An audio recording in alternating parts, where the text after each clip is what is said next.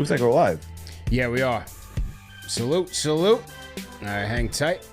Now we are. I'm trying to get Facebook up and running, but we all good, man. We got YouTube up, Twitter X is up, and here we go, man. Salute to Knicks Nation, salute to NBA Nation on this Sunday evening. Another edition of the Knicks Fan TV and NBA Report simulcast. CB the Franchise, Alex Rotaros on the ones and twos. On today's show, did the NBA All-Star Game live up to the hype? We are going to talk about it. A tradition unlike any other, man. We are going to recap the entire weekend, starting from the game on through, and give you our highlights, the lowlights, and everything in between, man. CB the Franchise, Alex Rotaros. Like, share, and subscribe. We're going to overreact to this one like we always do. And shout out to everybody, man. President's Day weekend, Valentine's Day, whatever you're into.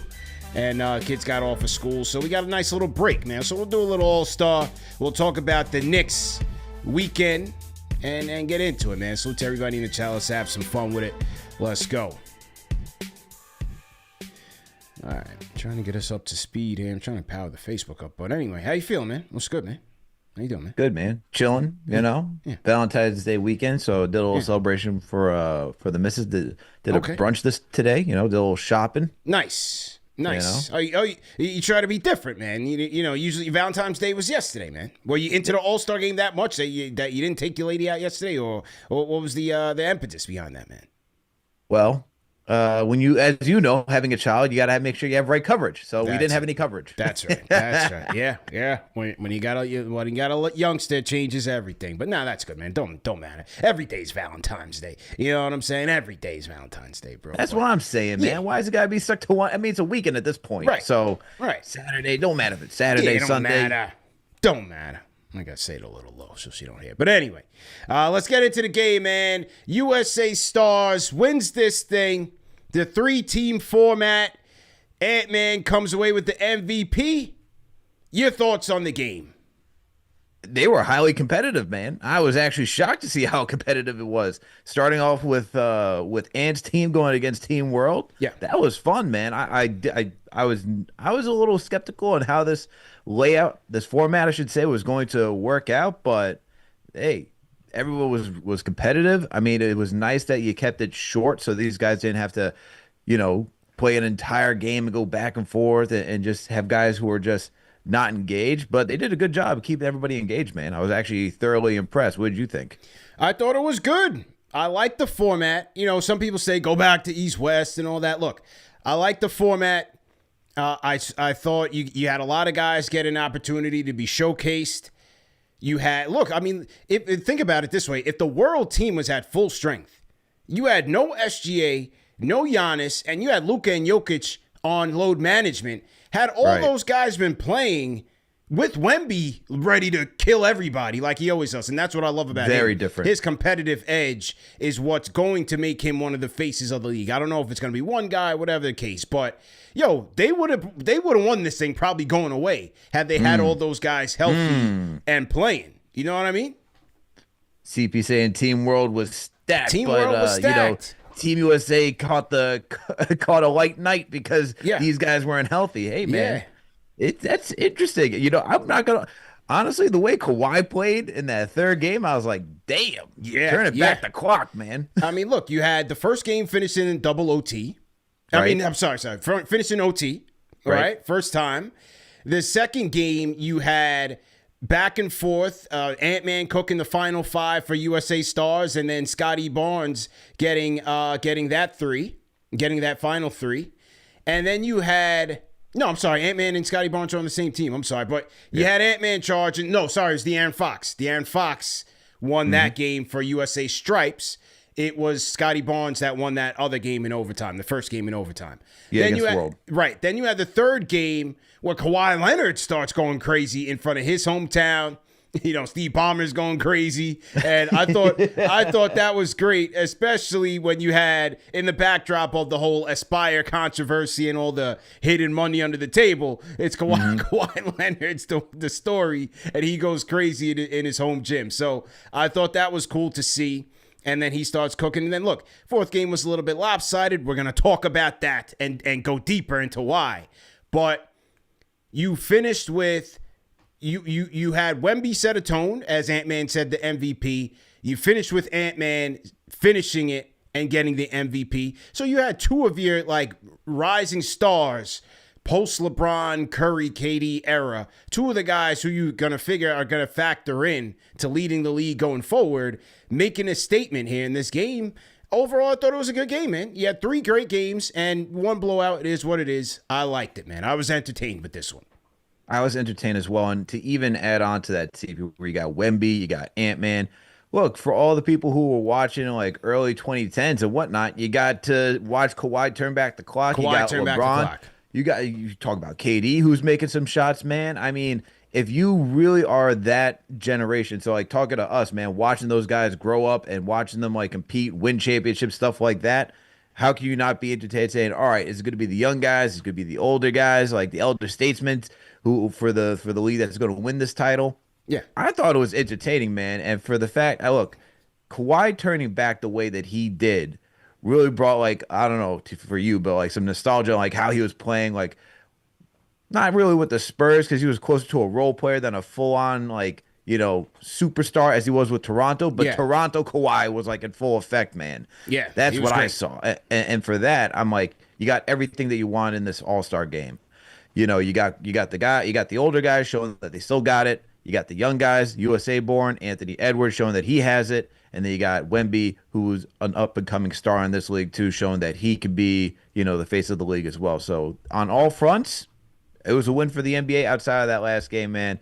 But the young guys were like, look, you guys got us one time. We're coming back for the next one, man. Yeah, young guys cooked for sure with, they had Cade. I like that team. I thought that team was going to be strong going into this with Cade, Maxey, having Ant-Man, you have Scotty Barnes in that team, Jalen Duren. I did like how they started the game and how they ended things. Now, let's talk about why this game got out of hand, okay? You talked about the fact, okay, Kawhi had his shine in that third game, rightfully so. You talked about KD. You talked about LeBron. You know why they lost that game? I'm going to tell you why they lost that game. I know exactly where you're going. The blatant freezing out of the reigning NBA Clutch Play of the Year. Number 11 for the New York Knicks. Captain Clutch, Jalen Brunson. He was so kind as to play the point guard. He played his role tonight. He got everybody involved. He's spraying the ball around. And how do they repay him? By freezing him out and shooting up bricks. And nobody was more egregious in this than one Jaylen Brown, who is jealous of Jalen Brunson and all of his success. He's out there chucking and yucking in that fourth quarter. It was an abomination to see what these guys did to Jalen Brunson. After he's been cooking, every single one of them got chopped up by Jalen Brunson over the last 2 years. That is why they lost the game, being selfish old ball hogs. What'd you think about that, man? That was disrespectful, bro. It was. I mean, let's talk. Brunson only had 3 shots.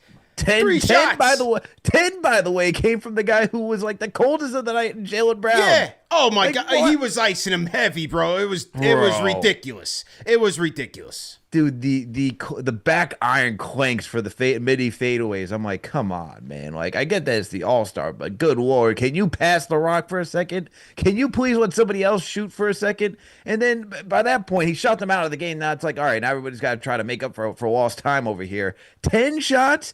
Look, man, Come on, I could man. understand if you said, Kawhi, you get most of the shots because you were the guy that led it in the third game. But, man, to freeze out Brunson, man, and like, I don't know what it is. It's just like every All-Star, man, every All-Star game, he doesn't get that shine. I don't know if it's just the format of the game. I don't know if it's that guys are just like he's just like too mellow. Let everybody else just be like the alpha because of like who he's paired with, man. Yeah. But got to take a little more selfish shots, my guy. Ball hogging. The captain, he came out. Did you see him on the red carpet? Oh, he was swagged out, man. The green suit. He came out. He started the weekend off, and I'm gonna show the footage out here. He started the weekend off coming through with the Kobe armor truck. in the spirit of the Mamba. You know, he's Mm-hmm. carrying the spirit of the Mamba. He's carrying that legacy on his back. So he steps out the armored car. He's got the purple Kobe's for the weekend. You know what I mean? Strapped him up. We're going to get to the Shooting Stars joint. He had everything going for him. They iced him out, man. They were jealous, bro. They were straight up jealous, man. Straight up jealous, especially Jaylen Brown, man. Oh yeah, you know Jaylen Brown's jealous, man. I mean, come on, we can't forget the comments that he said about, oh, I understand that, bro, who should have won Player of the Month, but I think I had a better month than those guys. And it's like, all right, man, can you just for 1 second stop like you're being so disrespected every single waking left and turn? I get it for all the other years where you're in the conversation with Tatum, you're in trade rumors left and right for Kevin Durant and all this type of stuff. My man, you are leading the Celtics right now. Everyone is giving you your grace, and it's still not enough. You were one of the highest paid players in the league. What are you doing over here, man? And nonetheless, to this CP, is this guy the highest paid player? He is the Finals MVP. He is the Eastern Conference Finals MVP. Is there anything else where this guy cannot feel like he's being like, I don't know, like downplayed and not valued? Like, give me a break, man. You've gotten the awards, you've gotten the accolades, you gotten the money. Now you got to come out here and prove like you're doing something better than Jalen Brunson. Like, come on, man. Bro, they did Cap so dirty, man. They did him dirty. You know what it is, CP? You know what it is, CP? I know why. I know why he did this. I get why. Because let's remember the comments that he made after the Celtics lost. Yeah. To the Knicks. He's like, he hates losing to the Knicks fans, man. He hates losing to the Knicks. So this is probably why, man. It's all put together right now, man. Hog the ball, man. Absolutely, man. Yeah. He didn't like the way that he went out. He has to remember that this guy right next to him, Jalen Brunson, sent him packing. Yeah. How about the Brunson and Towns going at it? Towns representing the world team, and he had a couple of threes. He had a couple of his signature threes. Carl, I hope you bring that back to New York.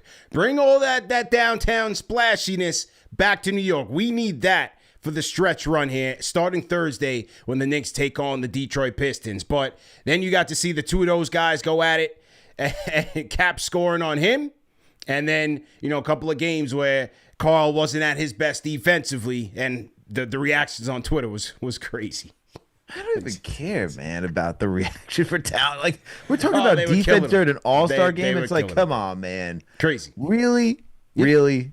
And like, it was a close matchup, but he was it was so minor, man. I get the whole, like, we talk about this, man. Regular season, Towns, defensive lapses, this, that, and the third. But really, All-Star game? Come on. And I know who you're talking about. KOC, I see you out there, man. KOC ripped him, man. KOC ripped him. I wasn't You're my really guy, sure. KOC, but come on, Yeah. man. You're going to be doing this right now? now? I felt like KOC was looking for a reaction. I didn't really like that. Come on, KOC, man. Come on, KOC, man.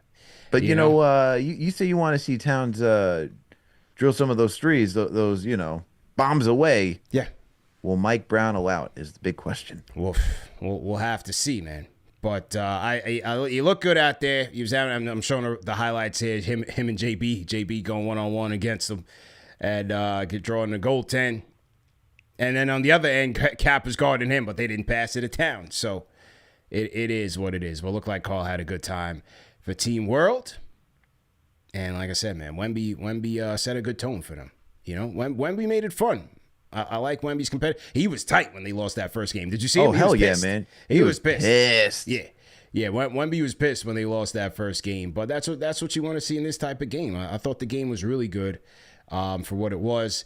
And because I always felt like once Kobe left the game, it started to fall off. So I give these guys a lot of credit. They picked up the competitive spirit, and you need guys like Wemby to do that because he doesn't care. Like, he was playing like it was damn near a regular season game. He started the game off dunking on somebody. And so, yeah, I did like the competitive tone and energy that Wemby set for the game. And, yeah, look, people want to see that East versus West. I didn't mind this. Like, for example, bro, like, me and you being of Jamaican descent, like, I was hyped when they showed Norman Powell, and first off, the screen in Intuit Center, the Jumbotron is sick. Crazy. So they had that as part of the broadcast when they brought the players out. So seeing Norman Powell with the Jamaican flag, like, yo, I'm hyped. You know what I mean? Yeah, man. I'm hyped. So, like Carl, and then seeing Jalen, and I thought the intros were good. They brought out the round ball rock. Like, everything NBC did this year was 10 times better than what TNT has done in the past 10 years. And so, I don't know. I like the format. We'll see if they stick with it. They seem to try to change it every year. I think they might keep it. What do you think? They might. And look, I didn't mind the format because what you got instead, CP, was like the old guard, the new guard, and the international crowd. So like I felt like everyone was catered to in this way, right? Like as I said earlier, if you were watching basketball, when you're like an adult, seeing Kawhi, LeBron, Steph, all these guys on the come up, you definitely want to see that team because there's a connection to those guys, right? If you're one of the new age like basketball watchers, right, and you see like Cade, you see Duren, you see all those guys, you're like, why wouldn't you be rocking with them? And then if you're international, man, why wouldn't you be rocking with the worldwide team? So it catered to everybody, but I think the thing when it comes to the NBA and what they try to do, as you mentioned, is that they try to switch it up to keep the players engaged. Like let's think about when they brought the Elam ending to it, right? Yeah. Players were engaged, they liked it, and then they brought it back the next year. Didn't really quite get that energy. It might be different just because Wemby brings that competitive spirit, as you mentioned. And so if he's going to do that and just constantly raise it to a level, because let's think about it, man. These guys have egos. These guys don't want to go out there looking like punks, right? They'll probably come back and continue to compete at that high level if Wemby or anybody else is bringing it. So they'll probably try it out again next year. Yeah. Hopefully those guys still bring that same type of intensity. If not, then I could see it being changed again, man. Yeah. But whether or not it needs to be East or West, as long as it's entertaining, man, like even the shooting stars, I like that new aspect. I know we're gonna get into it. Yeah. I like that. I like that competition. That was pretty fun. I think what I do wonder is if they do go back to East-West, is it still as closely contested as you had those first 3 games? Because you had just 1 quarter, 12 minutes, and you had 3 tightly contested games in that way. So you shortened it, you upped the pace a little bit, you got a bunch of guys some airtime and the chance to play. I did kind of like that, though. You know what I mean? Like, I'm not sure if you just go with a basic 4-quarter game, do you still get that type of intensity for all 4 quarters? It's interesting. Yeah, I'd probably say no, just because these guys are already playing 48 minutes. Like they don't want to go out there and just like not know when they're going to go back in. It felt like everybody knew how much time they were going to get, so they already knew how much energy they could expend in each matchup. I think that's the big difference than doing the East and the West. And like sometimes the East and the West, man, like not everyone's going to get enough playing time. In this, it felt like everybody got enough playing time. Yeah, I mean, clearly in the case of Luka and Jokic, I mean, who didn't even bother playing, these guys definitely Giannis, got enough. man, I don't believe he has that interest. Yeah, but I mean, Giannis didn't even suit up. It wasn't like that one year where he came with his whole hand bandaged up, did 1 dunk, and then sat down. And walked out, yeah. Like, Luka and Jokic, with both of them kind of nursing injuries, that was kind of but, what are you going to do? Shout out King David on the KFTV side. $5 super chat from a franchise channel member said the fake JB was clearly giving the real JB the cold shoulder. The format should go back to East-West. Plus, Cap was too unselfish out there. Okay, so he wants to go back to East-West. How many of you guys in the chat want to go back to East-West? Whether you guys are watching on the KFTV side or the NBA Report side, you know what? Let's start the poll up. Al, who you want to shout out in the chat? Shout out to Mellow Mike, man, for being a franchise channel member. Shout out to Santana D Block. Shout out for you for being here. We got Bilbo Swaggin. Shout out to you in here as well. Man. Hasn't been in here in a while, man. Shout out Bilbo, man. Shout out to the regulars, man. We got Junior Caroma, we got JJ, and we got John Talento in here as well. We got Zach, too. Shout out to Zach. New York to L.A. We got a couple of the regulars in here, man. I see STG Nick in here as well. Let's go, man. STG. Shout out to STG. Let me shout out all the people watching on the NBA Report side. Mr. TD, salute. He says 4 quarters, too much. Target score is cool. He wants to see the one-on-one tournament like the Unrivaled. Yeah, we all do. But I think the one difference is, especially when the WNBA players are concerned, they're fearless when it comes to elevating the game and branding themselves. For the NBA, they're a bit more careful. There's a bit more higher stakes, more money. I don't see them going to it. I'd love to see it, but I don't know if they're going to go to it, man. Is the NBA ready for that, Al? The one-on-one? Yeah. Fans are. The league isn't. Right.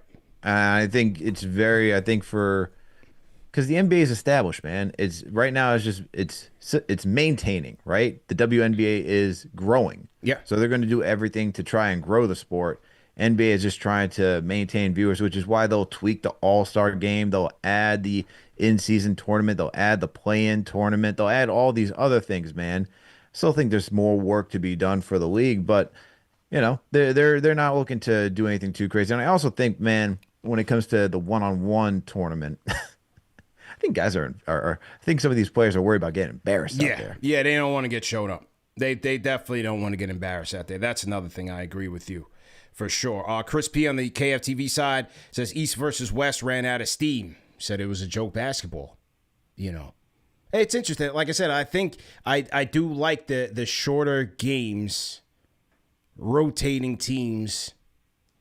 I don't know. I mean, at least tonight it proved it.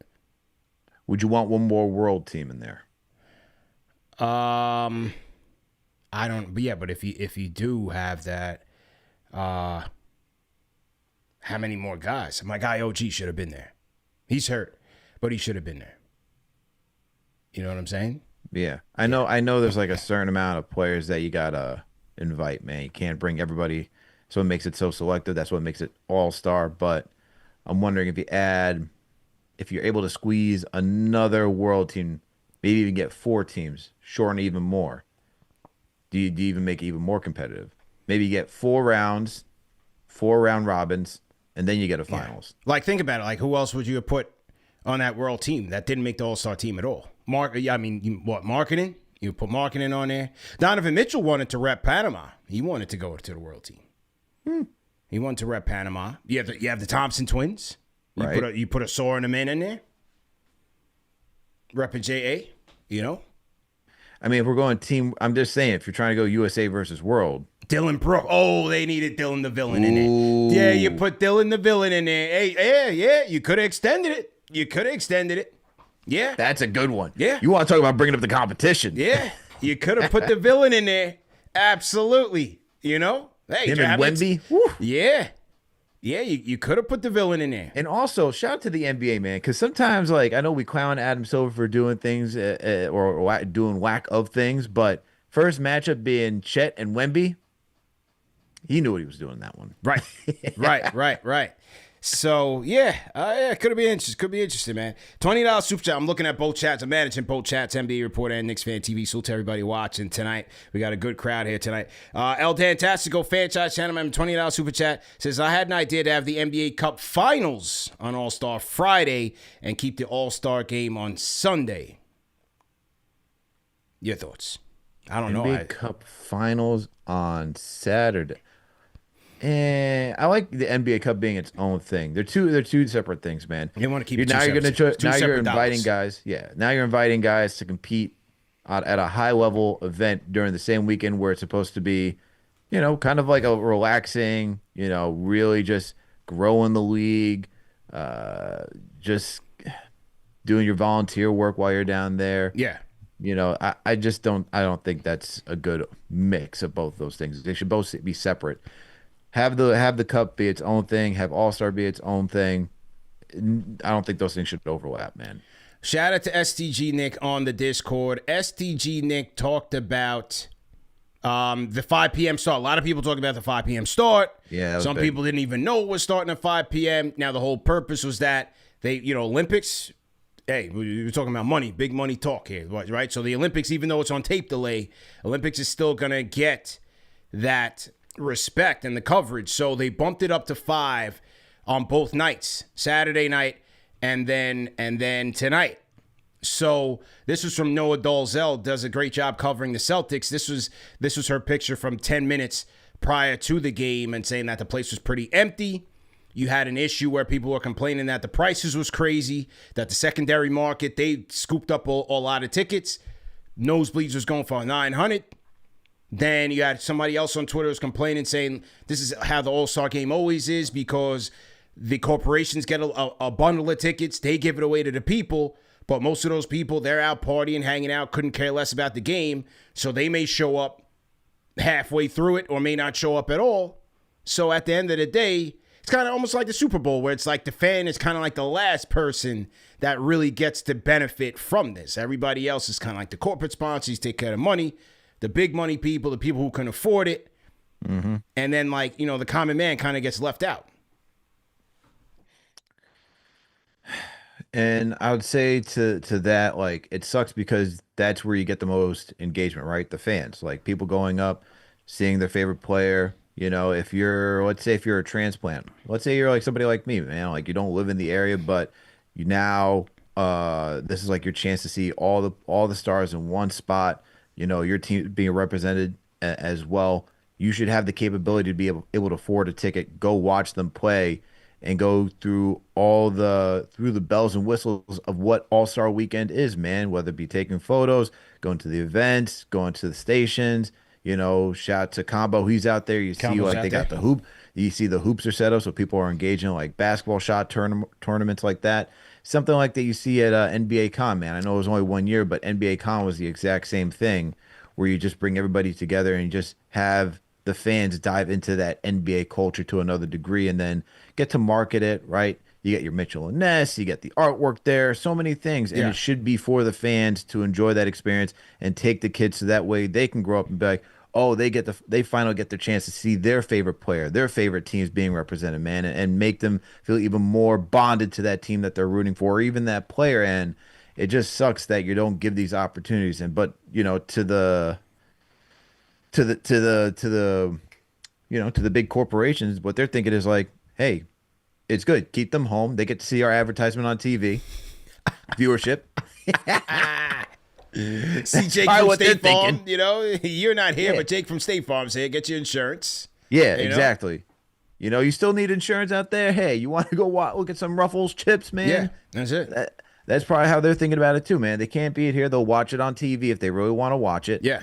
And then that's it. But look, I think that they should make it more affordable. You know how it is, man. Like I think it should be affordable for all the fans to go there. Even think about when you went to the second round of the postseason, it was a little bit more quiet, man, and more suits than it was at the actual fan base. Like, don't you want to create that energy? Like that's what really creates one home court advantage. Yeah. And once again, it's the fans that are generating the revenue for the players, for the owners, for the league. Like they should be able to get in there and go support their team. Yeah. I didn't mind the 5 o'clock. Regardless of what time it was going to start, I was going to watch it. So I was going to make the time to watch it regardless. And so whether it was at nighttime on Valentine's Day, we would have been watching it at the restaurant. Like we watch it. That's what we do. So I thought for me, it was good for me. I was able to tap in. Me and Little Man watched, and then by the time it was over with, I had my dinner reservation 9 o'clock. I was good to go. So I did everything I needed to do yesterday. Tap in with All-Star Saturday, get my Valentine's on, and everything was in a timely fashion. So I didn't mind it.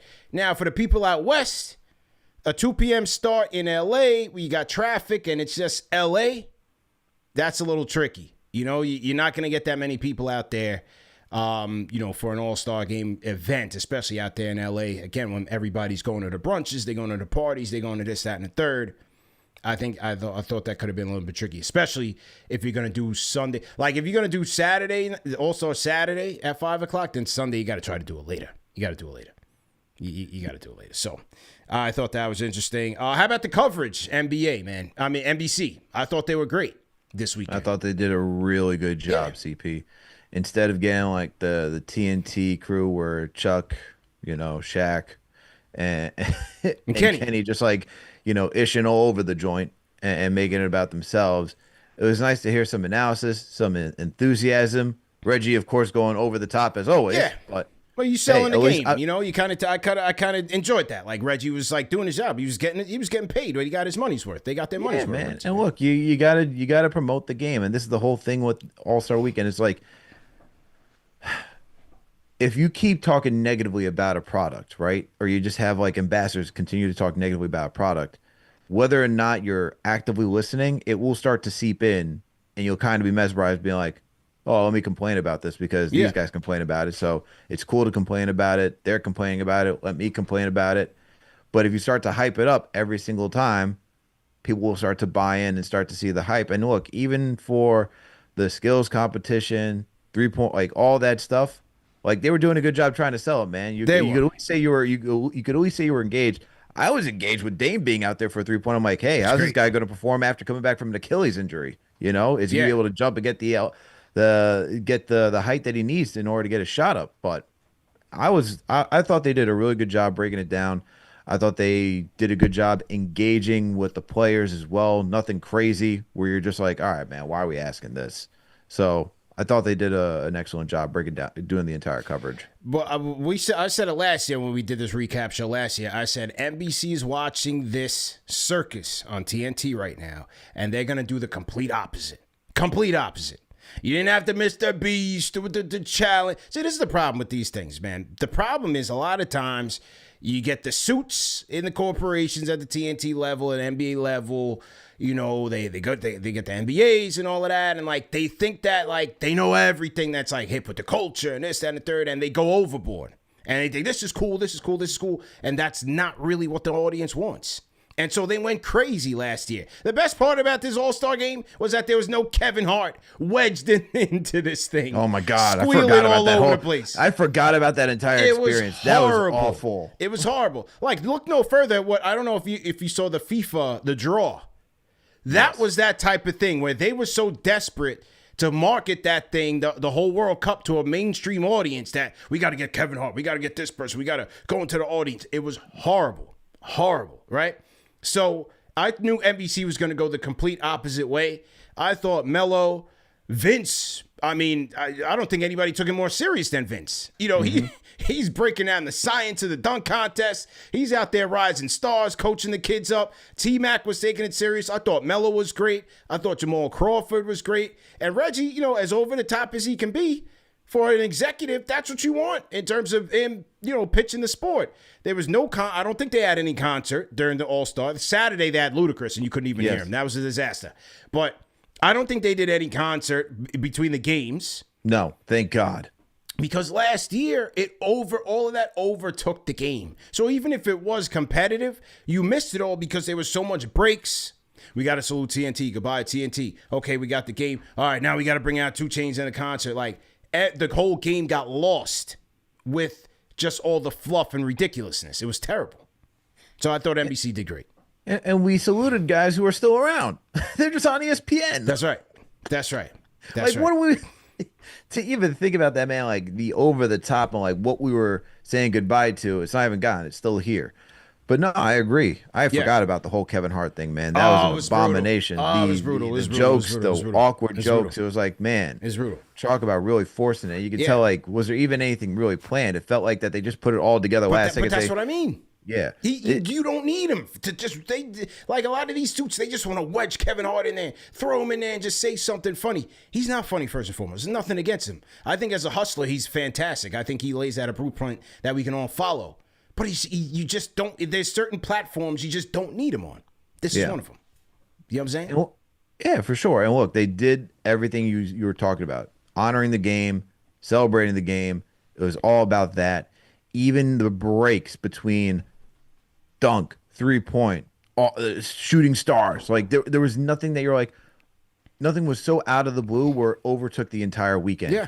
Even if when you were watching, if you watched a celebrity game on Friday, nothing overtook it. Nothing overtook it. It was like, we are talking about this again. We're talking about this event. We're going to focus on this event so you can get the full thing. That's it. And that's what it just needs to be, man. Because nobody needs, like, if you want to go watch a comedy, I'll go watch comedy, man. I don't need comedy with my basketball game. Yeah. I mean, bro, I mean, to tell you how good of a job they did, the dunk contest was the worst one of all time, which we expected it to be. I mean, they tried their hardest to throw that really lipstick did. on a pig, boy. That's why Vince was like, well, you got to, when you're doing your 360s, you got to take off from this dash, this hat. I said, Vince, I love you, bro, but this is a disaster. But let's take it from the top. A Saturday night, Al. You know where I'm going with it first. You know where I'm starting with it. And that is the New York Knicks brought home yet again another championship, this time in the Kia Shooting Stars, baby. We had Jalen Brunson, the captain, Karl Anthony Towns, and my guy H2O brought us back to the 90s and brought the chip home. I knew they were going to do it, but what'd you think about this one, man? Hey, man, don't forget about Rick. He had to get Shout out out some to good Rick. Shout out passes, to man. Rick. Rick was lacing the passes up better than Drewski did, right? So Oh they my had a God. they had a good Drewski strategy. Drewski couldn't even fight Scotty Barnes. I'm like, bro, how do This you is what I not mean. know where Scotty Barnes is, man? Bro, of all the all-star point guards of the past, you couldn't call John Stockton. You couldn't call Scott Skiles. Like, yo, could you just how much we got to pay you? Just throw a couple of those out there, Bro. Crazy, bro. Why didn't they call D Rose? Nobody called D Rose. He just retired.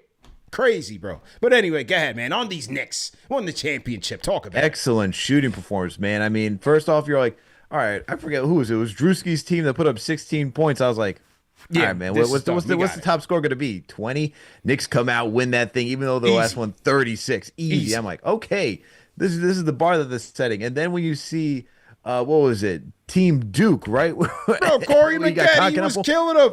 Bro, he turned back the clock, man. He was holding it down for that team. Concanupple couldn't do anything. Like, he was making some decent shots, but I'm like, Concanupple, who else you had? On the Duke team, it was Concanupple. It was Corey McGetty.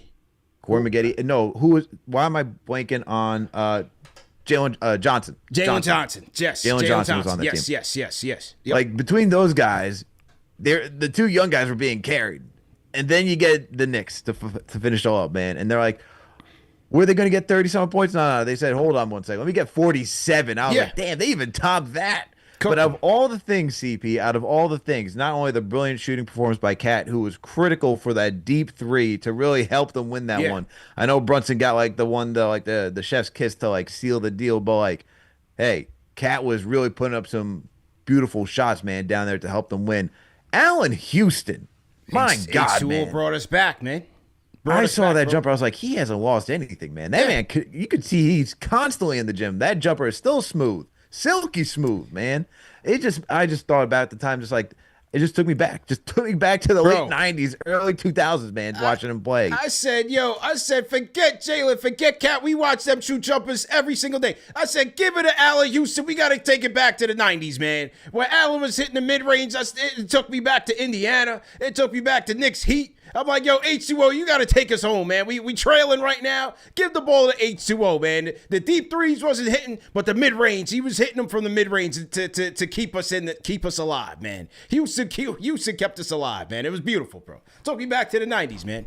It's beautiful. Hey, and of all the veterans out there, man, all the the retirees. Yeah.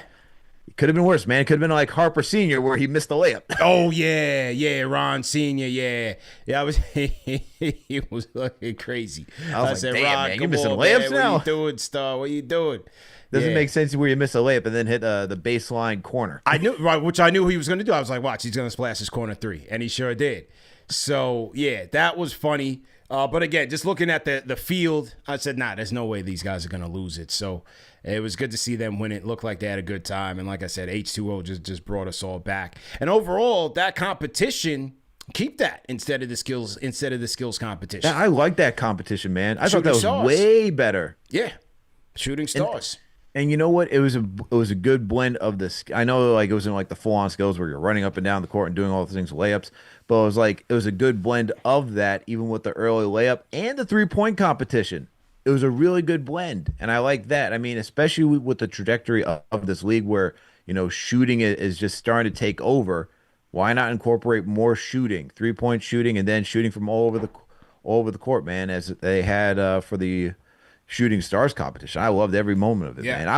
That out of all the competitions, besides watching Dame, win the 3-point shooting contest, I was really engaged. Not just because the Knicks were in it, but I was like, all right, man, let's see if they can do this. And now with that, it's just a good foundation to get other guys, other good shooters in there to compete as well. Yeah, and also a good way to bring in, former like stars for any team, man, whether it's Knicks, whether it's Chicago with Harper. Like, you could bring in a lot of other guys, man, and really just expand the I don't know, like, the viewership and just like bringing everybody back in who's an NBA fan. Yeah, I think it's a way more fun competition. The skills challenge is just I don't know if it's not enough. Like the court's not big enough. It just looked a little like gimmicky. It kind of looked a little silly. And then especially when Chris Paul tried to corrupt Wemby last year. Oh, they remember when they dumped all the balls out the rack? That was when it was like, we got to do away with this. Last year was really bad, man. That was the last memory of the retired Chris Paul dumping all. He tried to bring Wemby along in his ridiculous plot, and they sent him packing. So good job there bringing back the Rising Stars Challenge, Shooting Stars Challenge rather. And shout out to El Don Tassico, $10 super chat says H2O. Shout out El Don Tassico. Shout out Sunny Dog 8 Al franchise channel member sent 5 Knicks Fan TV gift memberships. So we got 5 more franchise channel members courtesy of Sunny Dog. So shout out to Sunny Dog for that. Okay, so we got another championship. 2 down, 1 to go. 2 down, 1 to go. Knicks got another one. All right, so we might do a banner for that one. We'll see what's up there. But as you mentioned, go to the 3-point contest. Dame time. Dame time did it again, man. Welcome back. Dame Dollars wins the contest. A tightly contested contest between him and Devin Booker. Yeah, a lot of, Con Knipple was kind of like the name because he was the hot rookie, but hey, there's a different type of skill set to win the 3-point competition. I was just glad to see Dame back out there, coming back from the torn Achilles. One of my favorite players of all time, man. So, it's just lighthearted thing. Obviously, he's got a little ways to go to come back, but this was nice to see him be able to compete and win the 3-point contest. I thought it was a good contest. In sweatpants. Yeah, it looked like they were all rocking the sweatpants, right? I wonder what the impetus was behind that. But it seemed like all the contestants were rocking the sweats. I didn't understand that one, but hey, no, it's great to see Dame back out there, man. It's like, especially with, tearing your Achilles, the expectation with him going out to Milwaukee, now him being back in Portland. There's a lot of emotion probably for him not being able to compete, him knowing that he's getting closer to the end of his career, not knowing what's left in the tank. So coming out in a 3-point competition and being able to compete might not seem like a lot for him, but hey, just being back out on the basketball court is a good thing for him, man. Yeah. It's probably a good, motivation for him knowing that he's going in the right direction to see that he's winning, and just getting back into the shooting motion. Good to see. Definitely good to see. Shout out to Dame time. Now, the dunk contest, man. Where do you want to start off with? Jackson Hayes trying to imitate Michael Jordan? Well, look, man, shout out to the winner. We'll go backwards. Shout out to the winner in Keyshawn Johnson here. I mean, that man was doing too much on the court yesterday. I mean, it was, Dance Dance Revolution time for this kid. I mean, he came out with the 40, and look, he's from the Bay. And it was just like, look. My man was trying to stunt like he was trying to find a date. I couldn't even hate on the youngster, man. I thought the dunks was all weak, but he was very hyped. He was very excited. He was very excited to rep the Bay and all of that. So I said, what, go ahead, man. He's crumping and all of that, and do your thing. Worst contest I've ever seen. I expected it. It just kind of is what it is for me right now. Do I want to do away with the contest? No, not really. I still feel like from a tradition standpoint, like I still want to watch it. Yeah. But I knew it was going to be horrible, especially with the names. And look, the bar is set in terms of creativity. Now, I know Mac McClung dropped on IG, these are the dunks I would have done had I been in it. I get it. But for guys who actually have a real pro career, they're not going to go all out for this. You know what I'm saying? And so it just was what it was. Now, first and foremost, we almost had our first all-star dunk contest fatality here because poor Jace Richardson almost killed himself. Talk about no wonder I didn't see his pops in the building. Did you see his pops in the building? No, I didn't see his pops. Oh my goodness. No wonder he didn't go in, because had he seen this, he probably saw this and said, oh my God, my youngster, he ain't filling my shoes right. I ain't showing up. Because poor Jace Richardson almost left this one on a stretcher. I said, oh my God. Dude, when he fell flat, I was like, oh my Bro, goodness, man. head smacked on the hardwood. I said, "Oh my God, my boy almost died if for the name of fame." I said, "Oh Lord, oh Trying my too hard, God, man. Trying too hard. bro." And the irony of the whole thing with this Jace Richardson thing was that, like, during that whole thing, because he missed like the first five. Right. You know what I mean? So that's when Vince is like, oh, the passer, he's got to be more precise. The passer has to be more precise. It's very important. Next thing you know, the next pass, my man is flat on his back. I said, Chase, no. Little me and Little Man's watching. Little Man said, that is not supposed to happen. I said, you know what, you're right. I swear.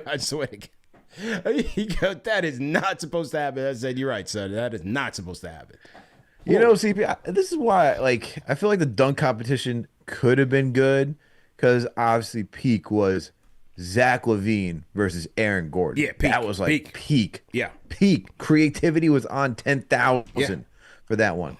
But, you know, I blame D Wade because he ruined the competition, got his boy Derrick Jones Jr. to win the dunk competition when he had no business of winning that competition. It should have been Aaron Gordon. Yeah. And then it's like, all right, man, if you're going to have tomfoolery like this, where you got guys who are on the panel looking out for their own and not actually grading on a good scale to say, hey, this is actually top-notch performance, why the hell should I go out there and go risk myself to go do this? That's why you're not getting Zion. That's why you're not getting Ja. And so this is once again where you got to know who you're bringing on to represent the sport. Because if they're going to go do stuff like that, then you're going to kill all the events. And now they killed the dunk competition it's done. for sure. Yeah, it's done. So It's done. now who is going to come through and save it? Because you're going to need another like Zach LaVine, Aaron Gordon type performance to get this thing back on track. It's like, you know, it's not, the star power is not going to make a difference because the creativity is gone.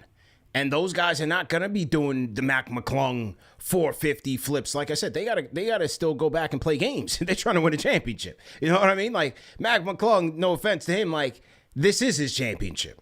So it's a little bit different in terms of the effort you're gonna put out there. So the names are not gonna do it. You need athletes. The big men should be all but barred from doing it. Now Jackson Hayes. Yeah. The first attempt when he went in and like didn't know what he wanted to do, I said, "My man, he's not even in the practice gym." He had no idea what he was doing. Dude, you could see the awkward smile at the end. It's like he was it's not like, ready for the lights. My God, man. I was watching with the missus. She saw that. She's like, "Oh, he didn't want to do that." I was like, "How do you know?" He's like, "Look at his face." I was like, "Oh, you're right." No. At least with the other three guys, you could tell that they were in that practice gym trying dunks. My man went in there. You could tell he was partying for the weekend. He was partying. He took that time off with the Lakers. He said, I'm outside. He was outside for all weekend. He wasn't in the practice gym. You could tell he didn't Friday have to go night. far, CP, so what has he got to do? Yeah, you could tell Friday he was not in the practice gym Friday or Saturday morning. He was recovering from Friday night. So he went in there acting a fool and just looked crazy. And so that was just ridiculous, bro. So Bro, yeah, that was it. Someone I saw on X where someone posted the Michael Jordan dunk, like where he's flying, and Jackson Hayes. I was like, but Jackson Hayes is like 6'9", 6'10", man, like crazy, absolutely insane. So yeah, you know the contest is cooked. It had its days. It has run its course. Will they get rid of it? I don't think they will get rid of it, but you just never know. But I don't think they will get rid of it altogether. But yeah, this is it right here. I'm showing it. The Jackson Hayes dunk, bro.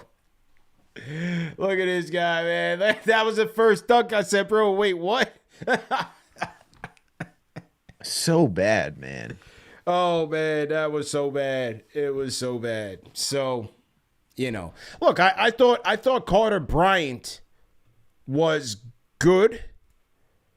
And he had a stutter step too. Yeah. Oh, it was terrible. It was terrible. I thought Carter Bryant's attempts were good. He wasn't able to get off. I think he was either when he got into the finals, he couldn't get off that last dunk. Had he gotten it off clean, I thought he could have won. Yep. It was just that he took way too long to try to get it off, and kind of, Keyshot kind of won by default there. But yeah, I thought Carter Bryant had some good creative dunks. yeah, he did. I thought out of all the guys, Yeah, I thought he was going to win. But when you can't when you can't stick the landing, man, that's a problem. You got to that's going to be execute the on killer. the first one. You got to execute on the first one, and that's why some of the greats, a lot of those guys didn't miss. I don't think Vince missed one. No. You know what I'm saying? Yeah. Jason Richardson, those are classic competitions, because those guys were able to execute a lot of difficult dunks pretty flawlessly, like Aaron Gordon. So it is. But the thing is too, CP, if you're going to do that, you can't try it and miss. Like when you watch even Zach LaVine and Aaron Gordon, they didn't go for their dunk yet. They were trying to calculate. I'm not doing that yet. I'm not doing that yet. Right. Because they see, okay, the ball wasn't at the proper spot. Like they tried. They're like, nope, let me walk it right back and then get ready for it. But you can't actually do the dunk, not hit the dunk, and then go back, try it again, and not hit the dunk again. My man Jackson Hayes' first dunk was a layup line dunk. I said, bro, what are you doing? And then he was freestyle. He was going on the fly. Like, nah, bro, you got to be in the gym practicing, bro. And for all the people who are like, ooh, I'm like, come on, man. This guy is he can get up there. I mean, he's not too far from the rim. What are we doing? Nah, that wasn't it at all. So there was that. And then you had the Rising Stars Challenge. You had a team led by Team Mac. No, Team Vince. Team Vince won it, led by VJ. VJ Edgecombe gets it and got the MVP. I always like the Rising Stars Challenge. That's the one I do watch. I watch the game too, but I like the Rising Stars Challenge because that's the one to me that is the most competitive. Yes, I was going to say it is the most competitive one. Yeah, the young bulls, they definitely they're not afraid. But I liked it. I thought Knippel's team. I thought the team with Knippel with T-Mac would have done a little bit better.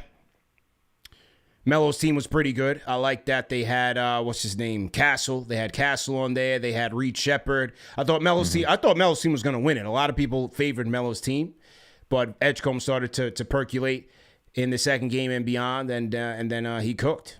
It was a good game by them, man. Good win. I was kind of looking for Edgecombe. I was like, this guy, because the way that he started the season, he's probably the most, not probably, he is the most ready guy for the NBA. And the way that he plays, man, he just looks like a 4-year vet. So I'm like, okay, so he's gonna be the guy that I'm looking out for in this match, just because he can easily take over and he just knows all the spots he wants to get to on the floor, and he's just so comfortable, man. There's just a confidence with him where he's not going to be turning down shots. He knows exactly what he wants to do. Like I said, he looks like a 4-year vet out there. Yeah. So overall, look, man, I thought it was good weekend. What do you got? What are you grading the weekend? What are you grading the weekend, man? The entire NBA All-Star weekend. What am I? Probably give it a B minus. That's fair. I give it a B. You give it a B? The thing is, man, is like the All-Star game, Rising Star, Shooting Star.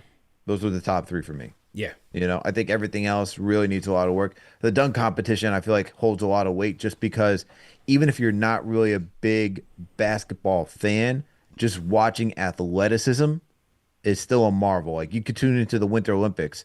You can go watch, skiing. Even if you don't know anything about skiing, you can go watch, especially when they're going down the slopes at a high speed. Yeah. You can be like, oh, wow, you can see the athleticism and how cool it is. Same thing with snowboarding, all that other stuff. Right. I think the same thing is with the dunk competition, man. Just for how athletic they are, they really got to just bring that thing back up. And then I feel like All-Star Weekend, that's the big portion of the weekend for me that really can lift the entire weekend as a whole. Yeah, I definitely agree with you there. Now, one of the last things about this, so one of the big again, one of the things that everybody's complaining about, everybody's complaining, is that the NBA, they really flooded the zone this weekend with the influencers, right? That was the announcement that they made last week. 200 influencers were going to converge on Los Angeles and be part of live broadcast, behind the scenes, the media, blah, blah, blah. They sprinkle them in to do their influencer thing. What was KFTV's invite?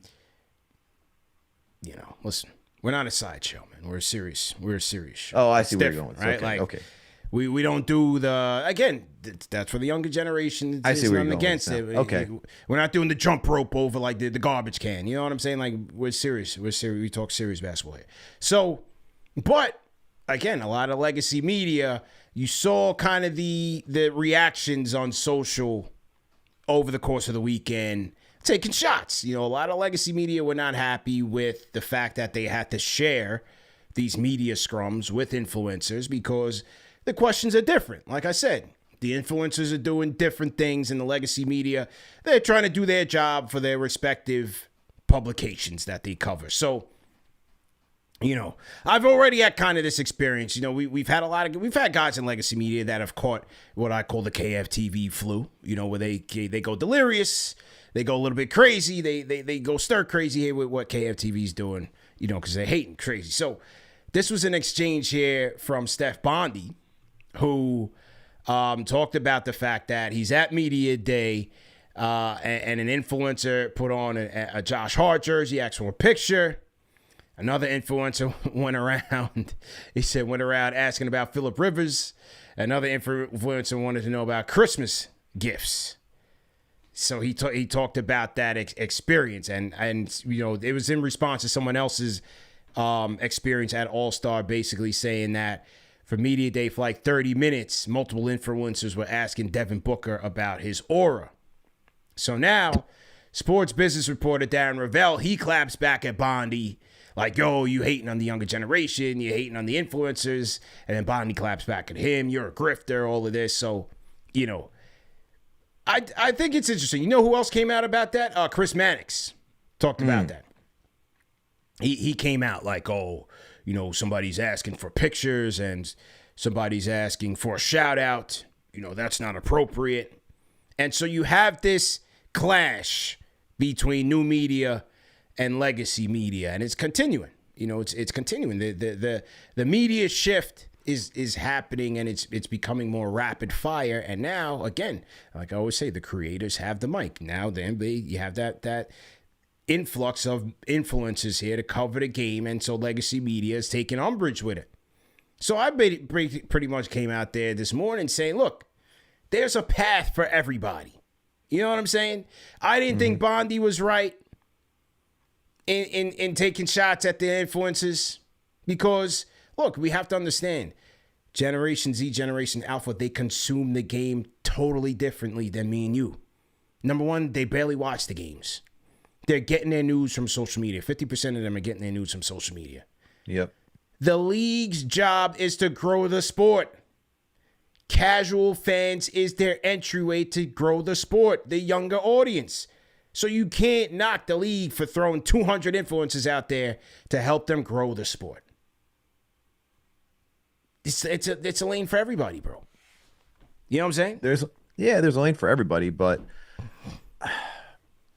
I get what you're saying, and I get like the entire aspect. You want to make sure that you can bring in, the viewership at all angles, right? Yeah. And with the NBA right now, they're really taking this hard, fast approach with social media, whether that's highlight reels, whether that's, condensing the NBA game to just watching a 15 to 20 minute, YouTube clip. So you don't gotta go sit through all 48 minutes, which turns out to be 2.5 hours, right? That's what their job is. Like, yeah. How do you get this younger generation who already has a short attention span as is, that's just swiping up and down TikTok and Instagram all day? How do you get them engaged and get them to watch some of these games? We got to condense the games down to like 17 minutes. We got to create content that is a little engaging for them, which is, to some degree nonsensical, like aura farming and all this other stuff that I see. I'm like, that doesn't really pertain to me, but if it pertains to them, if you're doing business, I got to go to what pertains to them, man. That's catering to the business. You got to. Now, what I will say is that if you're going to be bringing the influencers of that caliber, right? Because as you mentioned, we don't fit that lane. We talk something serious. But if you're going to bring in that lane and you're going to have journalism over there, I feel like even in that shortened amount of time that they have access to all the players, because they got to practice, they got to do their own interviews, whatnot, this, that, and the third. Like, you got to make sure that it doesn't overlap with the guys who are trying to do their job, trying to give you, information. Because, look, I've spoken to Bondi. I've spoken to Berman. What they got to do, man, on the regular, they're pumping out three to four articles a day, 800 words. Yeah, That's a yeah. lot of content. It's a lot. It's a lot. All right. And to get that done, you got to ask some questions. And then you got to spin it in however way you got to spin it. So you need that time, you need that access, because if you don't get that access, you're not getting the quotes that you need, you're not getting the storylines that you need, you're not getting the headlines that you need. So for them, you're making it a little bit more difficult. And where I can understand the gripe is, look, I'm trying to give journalism, right? Trying to give some information on what's going on here. And you're just asking something about Philip Rivers, who's not here today, who Yeah. may not even be this guy's favorite team. So why are we even asking that? But I think it's up to the league, man, to figure it out how you have both of them existing in the same spot and not overlapping, taking time away from one another.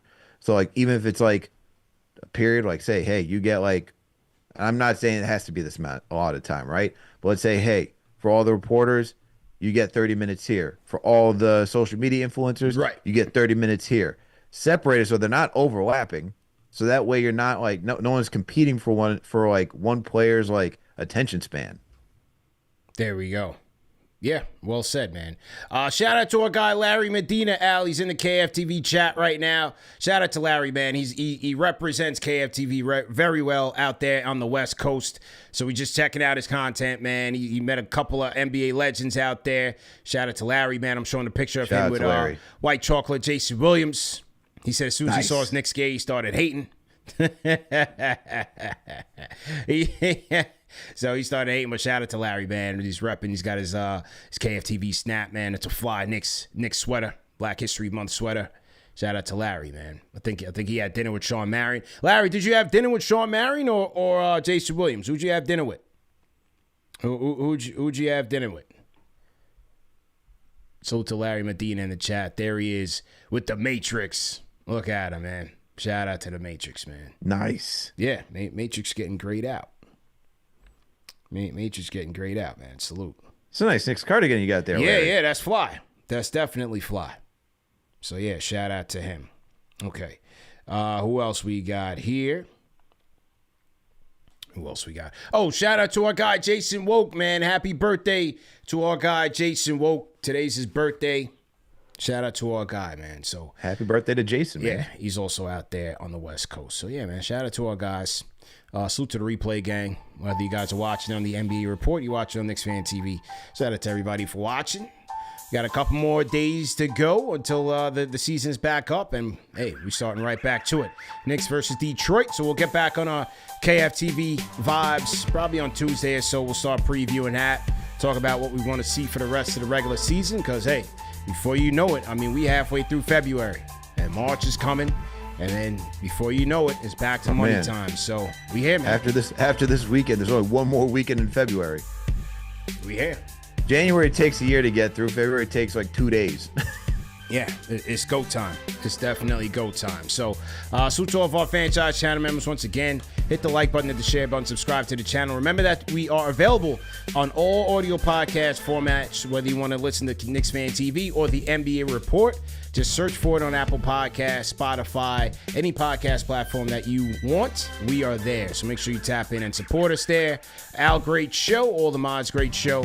And we'll see you guys on Tuesday, man. Same time, same place. We out of here. Peace.